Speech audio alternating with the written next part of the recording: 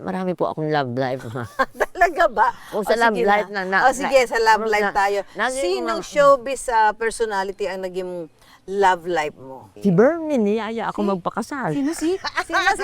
Bernardo Bernardo. Talaga? Ay, ano sabi mo nung niyaya ka magpakasal? Ano sabi mo sa kanya? Let me think about it. Diyos ko, Niyaya ka dalawa kami bakla na magsasama. Diyos ko, Ano sabi mo? Ano sagot mo sa kanya?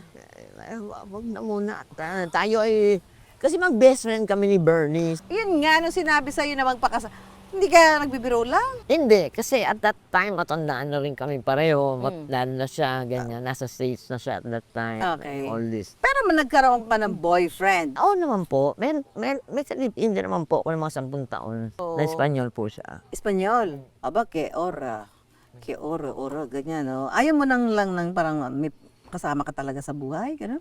Or talaga lang mataas yung standard mo? Ang feeling ko lang naman, marriage is for children. So since wala din naman tayong children, I don't see the need to get married. Hindi ba? Kasi wala akong anak o person na may tagana.